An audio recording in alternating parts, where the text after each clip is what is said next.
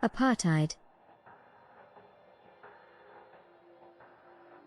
Apartheid, apartness in the language of Afrikaans, was a system of legislation that upheld segregationist policies against non-white citizens of South Africa. After the National Party gained power in South Africa in 1948, its all-white government immediately began enforcing existing policies of racial segregation. Under apartheid, non-white South Africans, a majority of the population, would be forced to live in separate areas from whites and use separate public facilities.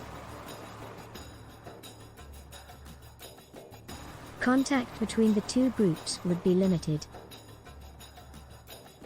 Despite strong and consistent opposition to apartheid within and outside of South Africa, its laws remained in effect for the better part of 50 years. In 1991, the government of President F.W. de Klerk began to repeal most of the legislation that provided the basis for apartheid. President de Klerk and activist Nelson Mandela would later win the Nobel Peace Prize for their work creating a new constitution for South Africa. Who started apartheid in South Africa? Racial segregation and white supremacy had become central aspects of South African policy long before apartheid began. The controversial 1913 Land Act, passed 3 years after South Africa gained its independence, marked the beginning of territorial segregation by forcing black Africans to live in reserves and making it illegal for them to work as sharecroppers.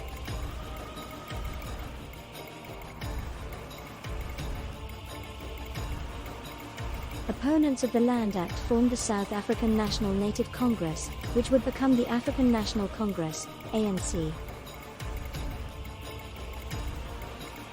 The Great Depression and World War II brought increasing economic woes to South Africa, and convinced the government to strengthen its policies of racial segregation.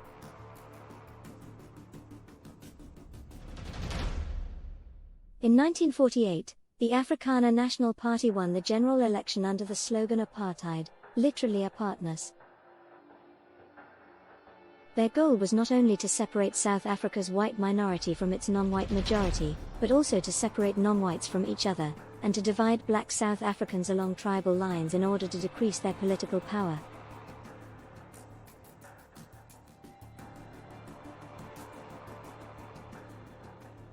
Apartheid becomes law. By 1950, the government had banned marriages between whites and people of other races, and prohibited sexual relations between black and white South Africans. The Population Registration Act of 1950 provided the basic framework for apartheid by classifying all South Africans by race, including Bantu, black Africans, colored, mixed race, and white.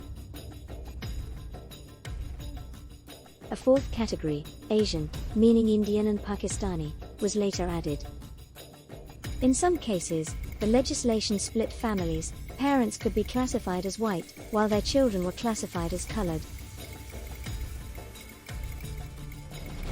A series of land acts set aside more than 80% of the country's land for the white minority, and passed laws required non-whites to carry documents authorizing their presence in restricted areas.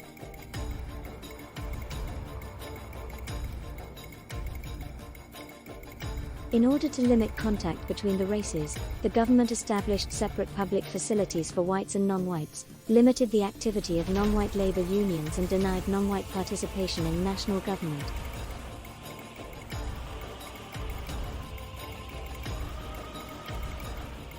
Apartheid and Separate Development. Hendrik Verwoerd, who became Prime Minister in 1958, would refine apartheid policy further into a system he referred to as separate development. The Promotion of Bantu Self-Government Act of 1959 created 10 Bantu homelands known as Bantustans. Separating black South Africans from each other enabled the government to claim there was no black majority and reduced the possibility that blacks would unify into one nationalist organization.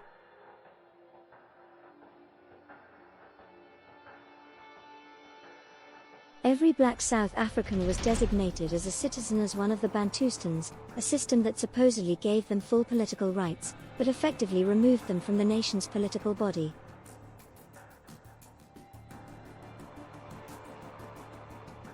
In one of the most devastating aspects of apartheid, the government forcibly removed black South Africans from rural areas designated as white to the homelands and sold their land at low prices to white farmers.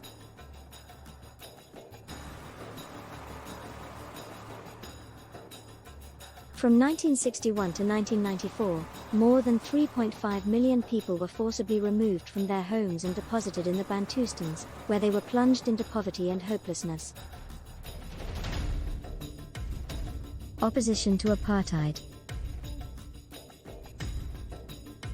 Resistance to apartheid within South Africa took many forms over the years, from non-violent demonstrations, protests and strikes to political action and eventually to armed resistance.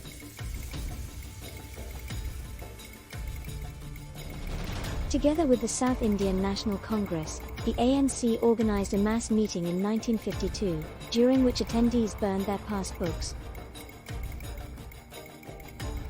A group calling itself the Congress of the People adopted a Freedom Charter in 1955 asserting that South Africa belongs to all who live in it, black or white. The government broke up the meeting and arrested 150 people, charging them with high treason. In 1960, at the black township of Sharpersville, the police opened fire on a group of unarmed blacks associated with the Pan-African Congress, PAC, an offshoot of the ANC. The group had arrived at the police station without passes, inviting arrest as an act of resistance. At least 67 blacks were killed and more than 180 wounded. Sharpersville convinced many anti-apartheid leaders that they could not achieve their objectives by peaceful means, and both the PAC and ANC established military wings, neither of which ever posed a serious military threat to the state.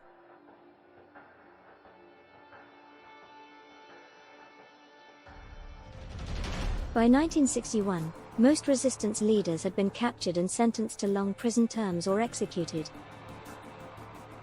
Nelson Mandela, a founder of Umkhonto we Sizwe, Spear of the Nation, the military wing of the ANC, was incarcerated from 1963 to 1990. His imprisonment would draw international attention and help garner support for the anti-apartheid cause.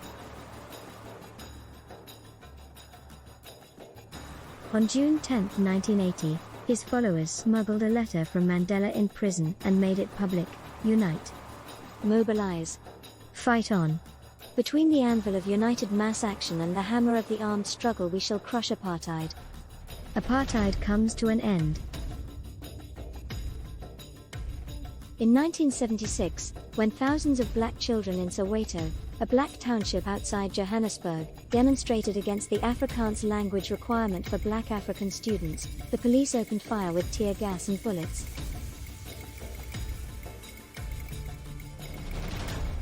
The protests and government crackdowns that followed, combined with a national economic recession, drew more international attention to South Africa and shattered all illusions that apartheid had brought peace or prosperity to the nation.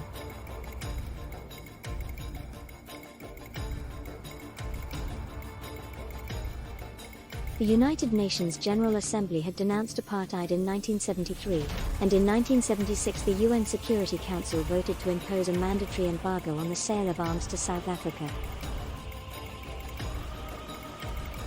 In 1985, the United Kingdom and United States imposed economic sanctions on the country. Under pressure from the international community, the National Party government of Peter Botha sought to institute some reforms, including abolition of the past laws, and the ban on interracial sex and marriage.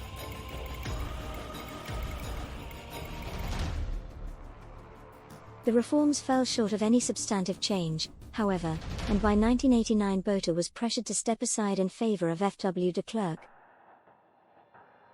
De Klerk's government subsequently repealed the Population Registration Act, as well as most of the other legislation that formed the legal basis for apartheid.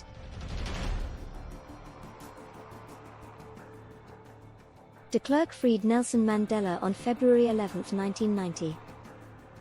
A new constitution, which enfranchised blacks and other racial groups, took effect in 1994, and elections that year led to a coalition government with a non-white majority, marking the official end of the apartheid system.